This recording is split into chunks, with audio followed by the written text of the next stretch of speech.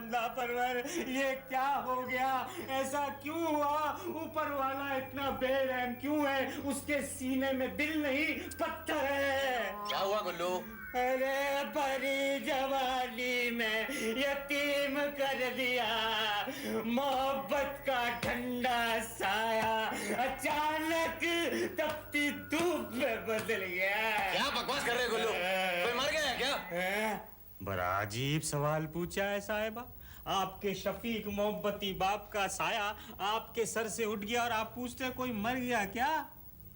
बड़ा दुख हुआ सुनकर साहिबा। आंखों के आगे अंधेरा छा गया, दिल छलनी छलनी हो गया साहिबा। अरे तुम्हें इतना दुख करने की क्या जरूरत है? तुम ना तो उन्हें जानते थे ना उनसे मिले थे। अरे साहिबा, आपको तो जानता हूं ना, आपसे तो मिला हूं ना। जैसे आपका सुख मेरा सुख है, वैसे आपका दुख मेरा दुख है साहिबा। गुल्लू कुछ पानी वानी मंगवाऊं? अरे साहिबा, जब से ये मनुष्य खबर सुनी है, मुंह में अन्न का एक दाना तक नहीं गया है साहिबा। फिलहाल नींबू पानी मंगवा दीजिए, लस्सी वस्सी बाद में पी लूंगा।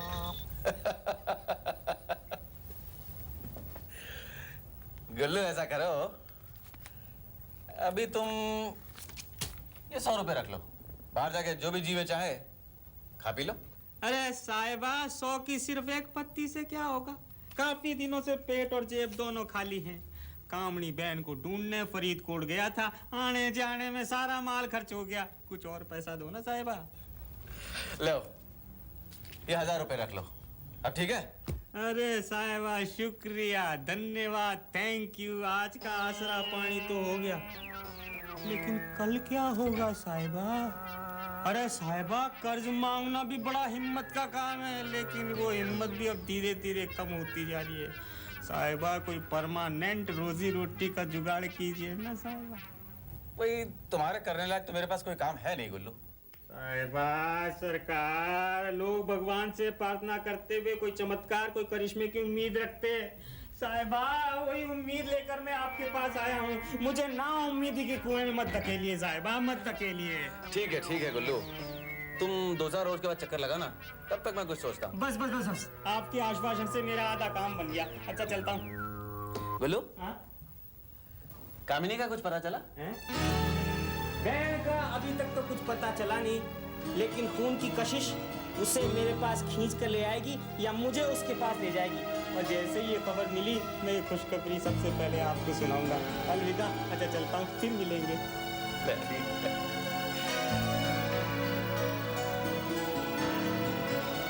कामिनी। वकील साहब। मिस्टर नरेश, आपने यहाँ आने की तकलीफ कैसे की? आपने जिस तकलीफ में मुझे डाल दिया है, उसके बाद यहाँ तो आना ही था। देखो भाई, अगर तुम्हारा इशारा उस वसीयतनामे की तरफ है, तो आपके मरहूम वालिद साहब ने वो वसीयत ना मेरे कहने से और ना ही मेरे मशवरे से बदली। उन्होंने मुझे इंस्ट्रक्शंस दी, मैंने बदल दी। यही तो जानना चाहता हूँ मैं कि कैसे और क्यों ये वसीयत बदली गई, किसने वर्गलाया, किसके दबाव में आपका कोई गलत फैसला करने पर मजबूर हुए? मरहूम कैलाशनाथ उन कमजोर लोगों में से नहीं थे जो किसी के वरगलाने या दबाव में आकर ऐसे अहम फैसले करते हैं। उन जैसा कामयाब और दूरंदेश आदमी हर कदम सोच समझ कर उठाता है। दूरंदेश? कामयाब तो जरूर थे, लेकिन दूरंदेश हरगिज नहीं। अगर होते तो इस दुनिया से रुखसत होने से पहले मुझे भाई भाई के लिए मोहताज करके नहीं जाते। 30 लाख रुपया सालाना जेब खर्च कम है? बहुत कम, कम से कम मुझ जैसे इंसान के लिए तो बहुत कम। मेरा उसमें गुजारा नहीं हो सकता। बेचारे मरहूम को भी इसी बात का डर था।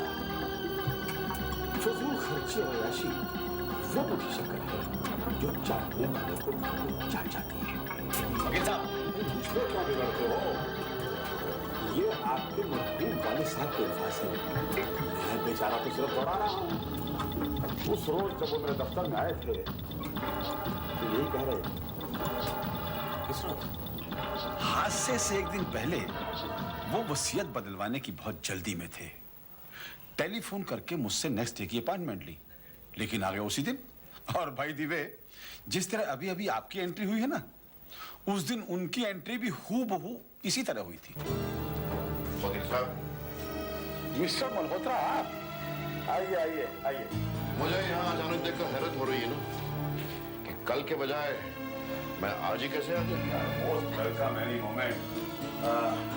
आपकी फेवरेट कॉफी मंगवाऊं?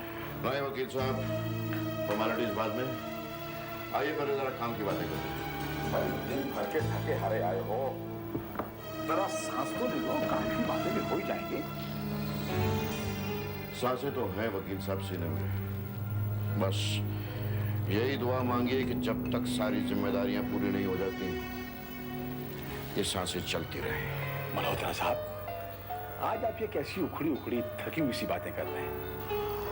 जिंदगी की सच्चाई बयान कर रहा हूं वकील साहब, वो सच्चाई जो अटल है। मैं तो कहता हूं कि हर आदमी को सुबह उठते ही भगवान का शुक्रिया अदा करना चाहिए कि वो जिंदा है। मिस्टर मल्होत्रा, मुझे पूरा यकीन है कि आपकी उम्र पूरे 100 बरस की होगी। अब आप मुझे ये बताइए कि ये वसीयत बदलने की आपको अचानक क्या सूझी? नहीं वकील साहब, अचानक नहीं। जब से कुलगुरु की बेटी के साथ ये शर्मनाक हादसा हुआ है, एक बात मेरे दिल में खटक रही है। नरेश जैसे अय्याश और लापरवाह लड़के के हाथ में इतने बड़े बिजनेस की पावर कैसे सौंप दूं? वकील साहब, जो लड़का अपनी रखेल को फ्लैट दिलवाने के लिए 50 लाख रुपए खर्च कर सकता है, या फिर अपनी हवस मिटाने के लिए एक मासूम लड़की को खुदकुशी करने पे मजबूर कर सकता है, उसके हाथों इतने बड़े कारोबार की बागडोर कैसे सौंप दूं? वकील साहब, एक पल में वो सब कुछ बर्बाद करके छोड़ देगा। नहीं, इस वसीयत को बदलना पड़ेगा वकील साहब। तो क्या नरेश को जायदाद से बेदखल कर देंगे? नहीं वकील साहब, बेदखल कैसे करूंगा? है तो मेरी ही औलाद ना। माँ बाप को अपने ही दामन से ढांकने पड़ते हैं, इसलिए किसी के साथ नाइंसाफी नहीं होगी वकील साहब। हर एक को उसका हिस्सा मिलेगा। हाँ, कोई भी इस अधिकार का नाजायज फायदा नहीं उठा सकेगा। पर कैसे? मैं बताता हूं वकील साहब। फैमिली ट्रस्ट बनाया जाए, मेरे तीनों बच्चे सिर्फ उसके ट्रस्टीज होंगे। मेरी सारी दौलत, मेरी पूरी जायदाद आने वाली पीढ़ी के नाम होगी। ओके, मैं इसका ड्राफ्ट बनवाकर आपको इस बात में दूसरा दूंगा। नहीं वकील साहब, इसका ड्राफ्ट आप अभी बनाएं और आज शाम से पहले ये नई वसीयत रजिस्टर भी की जाए। मर्जी के मुताबिक नया वसीयतनामा उसी दिन रजिस्टर करवाया गया और देखिए उसी रात को मौत के जालिम खत्म सच है। वैसे भी कुछ इंट्यूशन सा हो गया कि अब वो इस दुनिया में नहीं है। वो तो नहीं रहे और मुझे भी तो जीते जी मार के चले गए। Bloody hell. मिस्टर नरेश, आप अच्छी तरह जानते हैं कि मल्होत्रा साहब मेरे सिर्फ क्लाइंट ही नहीं थे, बल्कि अच्छे खासे नजदीकी दोस्त थे।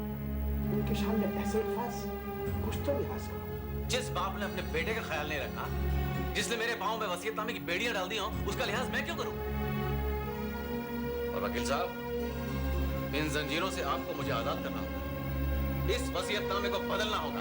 ये वसीयत अब बदली नहीं जा सकती। क्यों नहीं बदली जा सकती? जब गवाह बदले जा सकते हैं, जब खून का इल्जाम किसी और के सर थोपा जा सकता है, तो ये कागजी कार्रवाई क्या मायने रखती है? कुल गुरु वाले मुकदमे से अगर तुमको मैंने बचाया, सिर्फ तुम्हारे डैडी की लिहाज की वजह से। डैडी तो मर गए, अब जो लोग जिंदा हैं उनके लिए मुकदमा लड़िए और साबित कर दीजिए कि ये वसीयत गलत है। कभी नहीं, मैं ऐसा हरगिज नहीं करूंगा। मुंह मांगी रकम दूंगा। 70% जायदाद अगर मेरे नाम हो गई, उसमें भी हिस्सा दूंगा। बोलिए हाँ या ना? मेरा जवाब अभी वही है। मैं ऐसा नीच काम कभी नहीं कर सकता। आप नहीं करेंगे तो कोई और कर लेगा जेठानी साहब। इस मुल्क में वकीलों की कोई कमी तो नहीं।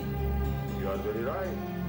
लेकिन फिर भी अगर आप मेरी राय माने तो ये हरकत मत कीजिए, क्योंकि अगर ये मामला अदालत में गया तो अपने मरहूम दोस्त के दिल को डिफेंड करने के लिए मैं वहां आपके खिलाफ खड़ा हूंगा। Bloody hell. ओके, तो अब हमारी मुलाकात अदालत में होगी। But you will repent that day, my child.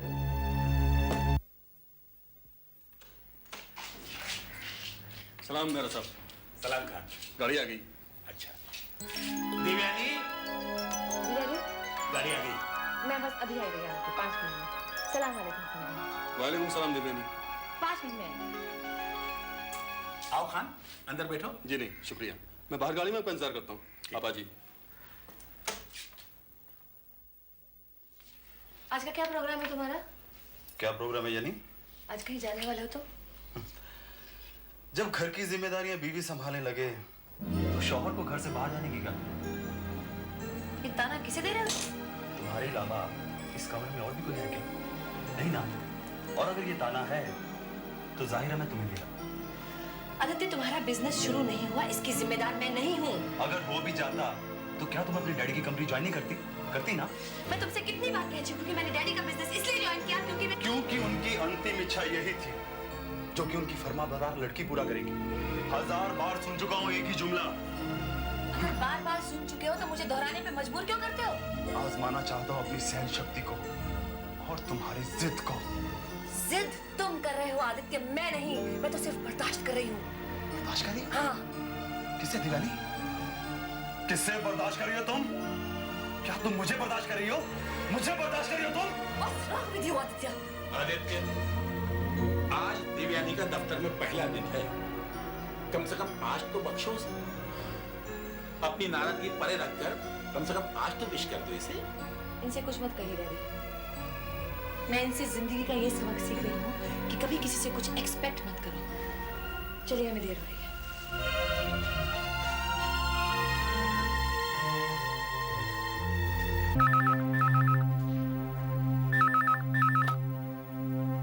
और भाभी जी नमस्कार, धर्म चोपड़ा बोल रहा हूँ। क्या आदित्य बाबू से बात कर सकता हूँ? Hold on. आदित्य, तुम्हारा फोन है। किसका है? तुम्हारे अजीज दोस्त धर्म चोपड़ा का।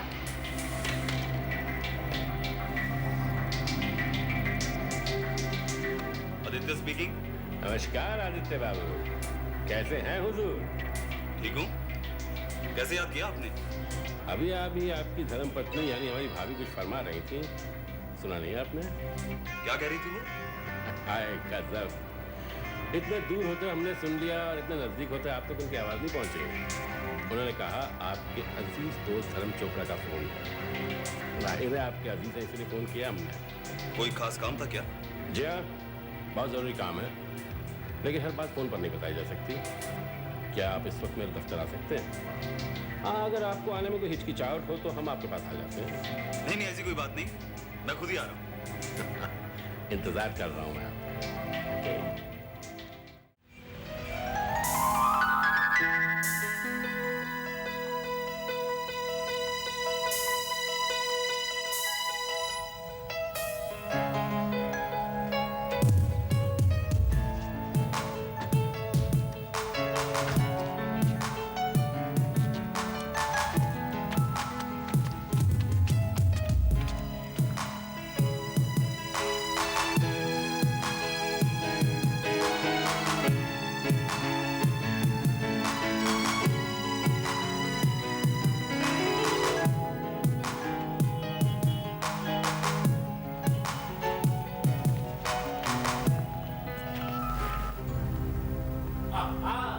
आदित्य बाबू आइए आइए, वेलकम। खुश किया जो आपको चले आए। आइए तशरीफ रखिए। क्या बात है, बड़े चुप से आप? अभी तक नाराज हैं, मौन रख दे रखा है। बोलने की बारी तो आपकी है धर्म जी, हम तो आपको सुनने आए हैं। दुरुस्त फरमाया आपने। दिमाग में हमसे ही हुई थी तो हमें बोलना पड़ेगा, हैं? ये लीजिए ये चेक 10 लाख का वो चेक जो आपने कंपनी अकाउंट में जमा करवाया था, वो कंपनी जो हमने आपने मिलकर शुरू की, और उसी अकाउंट से 40 लाख का चेक बाउंस हुआ। आपने वकील से नोटिस भिजवाया और मुझे अरेस्ट कर लिया। उस नाखुशगवार वाक्य को मैं भुला चुका हूँ। आपसे गुजारिश है कि आप भी दरगुजर कर दें उसे। बाय द वे वो केस मैं वापस ले चुका हूँ। धर्म जी, इतनी सारी मेहरबानियों की वजह बता सकते हैं आप? ओह नो नो नो, कोई मेहरबानी नहीं कर रहा मैं आप पर। दिल में मैल रखना मेरी फितरत में नहीं है। और वैसे भी जिंदगी बहुत छोटी है आदित्य बाबू। एक दूसरे के खिलाफ मन में रंजिश रखने से क्या फायदा है? आप मेरे नजरिए से मुत्तफिक हैं भी या नहीं? जी हाँ, काफी हद तक हूँ। Good, very good. I know you're a sportsman. मिलाइए हाथ इस बात पर। अब अगर आप चाहें तो ये दो हाथों का मिलन फिर से पार्टनरशिप में तब्दील हो सकता है। पार्टनरशिप? आहे गजब, इतनी बेरुखी से हाथ क्यों वापस ले लिया आपने? क्या कहीं आप भी मल्होत्रा इंडस्ट्री ज्वाइन करने की तो नहीं सोच रहे? जी नहीं, मेरा ऐसा कोई इरादा नहीं। बड़ा ताजुब हुआ ये सुनकर। वसीयतनामे में आपका कोई जिक्र तक नहीं था। मुझे उससे कोई फर्क नहीं पड़ता। जानता हूँ, अच्छी तरह जानता हूँ। ससुर जी अगर आपके लिए कुछ छोड़ भी जाते तो आप कबूल नहीं करते। अजी हुजूर, आपकी इसी खुददारी के तो कायल हैं हम। इसलिए दोबारा आपकी तरफ पार्टनरशिप का हाथ बढ़ाने की इच्छा हुई हमारी। Let's work on equal terms. ना कोई बड़ा ना कोई छोटा। कहिए, मंजूर है आपको? मुझे ये आपकी ऑफर मंजूर है Dharam ji. Let's forget the past and make a new beginning. I knew it. मेरा और आपके सोचने के अंदाज में ज्यादा फर्क नहीं होगा। गुड। एग्रीमेंट्स के पेपर आप तैयार करवाइए इस वक्त। टर्म्स एंड कंडीशंस वही होंगी जो आप चाहेंगे। Okay? Thank you Dharam ji, thank you very much. साहिबान, देवयानी से तो आप अच्छी तरह से वाकिफ हैं, लेकिन आज मैं इनका परिचय इस कंपनी के एग्जीक्यूटिव डायरेक्टर की हैसियत से कराने जा रहा हूं। जो सहयोग आपने मेरे डैडी को, मुझे और नरेश को दिया है, वही कॉपरेशन बल्कि उससे बढ़कर आप देवयानी को देंगे, जिसकी इसे जरूरत है और जिसकी वो हकदार है। Welcome to Malhotra industry. Mrs Mehra, हम सब आपके साथ हैं। आप अपनी कुर्सी संभालिए।